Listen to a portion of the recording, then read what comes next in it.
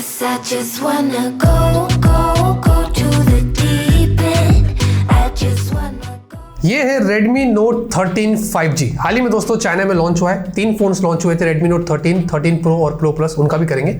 अभी फिलहाल के लिए Redmi Note 13 की बात करते हैं। बड़ी एग्रेसिव प्राइस पर चाइना में गया है और इंडिया में भी डेफिनेटली ये फोन आएगा, लेकिन हम क्या करते हैं, सबसे पहले ही आपको अनबॉक्सिंग दे रहे थे। इस बात पर लाइक तो बनता ही है और सब्सक्राइब करके रखिए ताकि आपको नोटिफिकेशन ऐसे लेटेस्ट वीडियोस के मिलते रहे। वैसे दोस्तों अब यहाँ पर बॉक्स इस तरीके का है। Note 13 बॉक्स में आपको मैं निकाल कर दिखाई देता है। ये वैसे अभी चाइनीज वेरिएंट ज़्यादा कुछ बोलेगा नहीं। एक बैक केस दिया है आपको, उन्होंने एक चार्जर दिया है 33 वॉट का और टाइप सी केबल। ठीक है, अब इंडियन वेरिएंट में क्या होगा क्या नहीं होगा इसके बारे में जब वो आएगा तो उसके बारे में बताएंगे।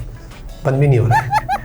अब डिजाइन और बिल्ड की बात करें तो पीछे आपको पॉलीकार्बोनेट है, पॉलीकार्बोनेट फ्रेम से, लेकिन मैं श्योर नहीं हूँ। ऑफिशियल वेबसाइट पर भी हमने चेक किया था, हमें नहीं पता एग्जैक्टली इसमें क्या है, लेकिन ज़्यादातर मुझे ऐसा लग रहा है जो मटेरियल है इससे पता चलता है कि ये पॉलीकार्बोनेट बैक है, पॉलीकार्बोनेट आपको फ्रेम्स मिलते हैं। ऐसा मैट जैसा टेक्सचर दिया है, ज़्यादा उंगलियों के निशान नहीं पड़ते। और साथ ही साथ आपको आयर ब्लास्टर दिया है, ऊपर की तरफ एक माइक दिया है और 3.5mm जैक मिलता है। वैसे नीचे की तरफ एक और माइक है जो डुअल माइक हो जाता है, टाइप सी पोर्ट और एक ही स्पीकर मिलता है। हाँ, ये उन्होंने कमी कर दी है। लेफ्ट में आपको यहाँ पर सिम ट्रे, ये हाइब्रिड है, फुल साइज भी नहीं है। राइट में पावर बटन, उसी में आपको फिंगरप्रिंट स्कैनर जो कि फास्ट है। हैप्टिक्स वगैरह इसका अच्छा, बट एक चीज मैं कहूंगा haptics could have been better, क्योंकि मैंने बहुत सारे रेडमी के फोन्स यूज किया, उनमें हैप्टिक्स मुझे बहुत अच्छा लगा था। इसमें पता नहीं ऐसा क्यों है, हैप्टिक्स में इतना मजा नहीं आया। एनीवेज उसके ऊपर आपको वॉल्यूम अप एंड डाउन की की मिलती है। वैसे ये फोन बहुत ही स्लिम ट्रिम है, 7.6mm की थिकनेस और 173 ग्राम्स का है। बहुत ही स्लिम लगता है, हाथ में यूज करने पर काफी लाइट फिट लगता है, तो फॉर्म फैक्टर भी इसका बहुत ही अच्छा है। डिस्प्ले की बात करते हैं, बहुत ही impressive display according to its price. 6.66 inch की फुल एचडी प्लस वाली एक ओलेड डिस्प्ले है और यहाँ पर पंचोल देखेंगे छोटा सा है, सेंटर में स्क्रीन गार्ड पहले से लगाकर नहीं दिया है, हो सकता है इंडिया में भी वैसे ही हो। और चिन अगर आप गौर करते हैं, मैंने बहुत सारे फोन्स देखे इस प्राइस रेंज पर, इतना कम चिन किसी में भी नहीं। स्क्रीन टू बॉडी रेशियो इसका बहुत कमाल का है और बहुत ही प्रीमियम यहाँ पर ये डिस्प्ले फील हो रहा है। वैसे 120 हर्ट्ज की आपको इसमें हाई रिफ्रेश रेट दिया गया है और साथ में 1000 निट्स की इसमें पीक ब्राइटनेस है। इसकी आउटडोर विजिबिलिटी भी कमाल की थी और गोरिल्ला ग्लास 5 की डिस्प्ले पर प्रोडक्शन भी दी है।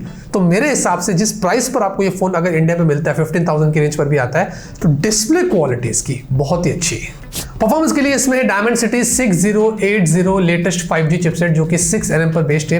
एंड्रॉइड स्कोर इसमें 4.5 लाख के आसपास आए। CPU थ्रॉटल कमाल था, 95% के स्कोर्स दिया, मतलब थ्रॉटलिंग इशू नहीं था, बट थर्मल्स कंट्रोल नहीं है। 43 से 44 डिग्री सेल्सियस हीट हुआ। रीजन ये चाइनीज वेरिएंट है। जितने भी चाइनीज वेरिएंट के हमने अनबॉक्सिंग आज तक किया है, सब में हमने, कोई भी ब्रांड का, सब में हमने हीटिंग इशू देखा, क्योंकि इंडिया के लिए आता है तो वो ऑप्टिमाइज करते हैं, तो हो सकता है ये ऑप्टिमाइज हो आने के बाद। LPDDR4X UFS 2.2, इसमें एंड्रो बेंच के स्कोर्स भी अच्छे थे। रीड राइट की स्पीड भी हमने कॉपी पेस्ट किया, अच्छा लगा। वैसे इसमें नॉर्मल यूज पर भी ये ज्यादा हीट नहीं होता है। हमने यूट्यूब के वीडियोस देखे, कैमरे से फोटोज लिया, प्रॉब्लम कुछ भी नहीं था ज्यादा उस मामले में। बाकी इसमें हमने जब BGMI खेला, कॉल ऑफ ड्यूटी खेला, हाई पर सेट करके खेला। हाँ, गेम में अगर आप थोड़ा लंबा खेलेंगे ना तो ये हीट इस तरफ थोड़ा हीट हो जाता है, तो ये थोड़ा प्रॉब्लम है। बाकी तो इंडिया में उम्मीद करते जब आए तो ऑप्टिमाइज हो तो अलग बात है। अब ये चाइनीज वेरिएंट है तो इसमें Android 13 MIUI 14 चल रहा है। काफी सारे ऐप्स आपको मिल जाएंगे यहाँ वहाँ, बट इस पर मैं ज्यादा कमेंट नहीं करूंगा क्योंकि इंडिया के लिए कंप्लीटली डिफरेंट होगा। उम्मीद करते 2 साल के यूज अपडेट्स भी आपको मिल जाए जब इंडिया में आया था। बाकी सॉफ्टवेयर के बारे में फिलहाल के लिए मैं ज्यादा कुछ नहीं कहने वाला। बैटरी की बात करें तो 5000 mAh की बैटरी है, 33 वॉट की चार्जिंग चार्जर बॉक्स में दिया गया है। बैटरी कैपेसिटी अच्छी है और इसमें 1 घंटा सवा घंटा लगभग लग जाएगा इसको फुल चार्ज करने के लिए। और साथ ही साथ बैटरी बैकअप के बारे में ज्यादा कुछ भी नहीं कहूंगा, ये ऑप्टिमाइजेशन का कंप्लीटली डिफरेंट होता है, लेकिन जितना भी हमने यूज किया है उतना बैटरी अच्छा बैकअप दे रहे हैं। बेसिक रहता है 5000 mAh, तो वो सब में 1 दिन तो चल ही जाता है, तो उस मामले में कुछ प्रॉब्लम नहीं थी।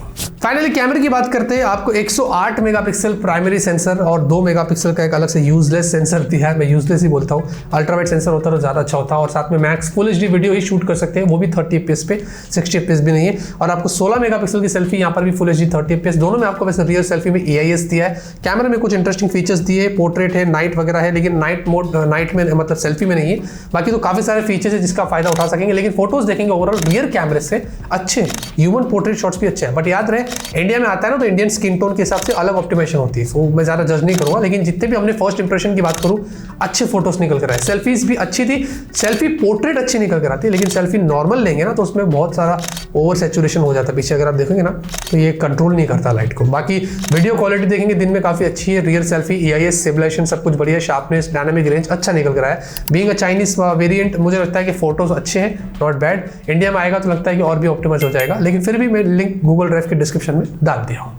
फाइनली बात करते हैं प्राइस की, तो चाइनीज वेरिएंट 12,500 से स्टार्ट होता है, 6GB RAM, 128GB storage. China के लिए ये प्राइस बहुत ज़्यादा अच्छी है, लेकिन याद रहे इंडिया में आएगा तो 15,000 तक ये चला जाएगा। उसमें और भी अलग अलग वेरिएंट्स आपको मिलते हैं। और मैं अगर ऑनेस्टली कहूँ तो Redmi Note 12 से इसमें कोई मेजर अपडेट्स नहीं है। Redmi Note 12 स्नैपड्रैगन 4 Gen 1, उसमें भी 120 हर्ट्ज की AMOLED डिस्प्ले और उसमें 48 मेगापिक्सल कैमरा है। बस इसमें खाली फर्क ये है कि 108 आ गया है और चिपसेट को उन्होंने थोड़ा चेंज कर दिया है, बस ये डिफरेंस मुझे यहाँ पर नजर आया। तो बात ये ना कि बजट में जब इंक्रीमेंटल अपडेट्स होते हैं ना तो मजा नहीं आता है। फ्लैगशिप में हो तो फिर भी ठीक है, क्योंकि फ्लैगशिप ऑलरेडी फ्लैगशिप है, आप समझ रहे हैं। तो बजट में एटलीस्ट ब्रांड को कुछ बड़े अपडेट्स करना चाहिए ताकि ऐसा लगे करे मजा आ गया, मतलब ऐसा होना चाहिए। एनीवेज, तो ये मेरा ओपिनियन था Redmi Note 13 को लेकर। अब देखते हैं कि जब इंडिया में आएगा तो अपनी ओपिनियन अलग से आपको देंगे, रिव्यूज वगैरह करके बताएंगे।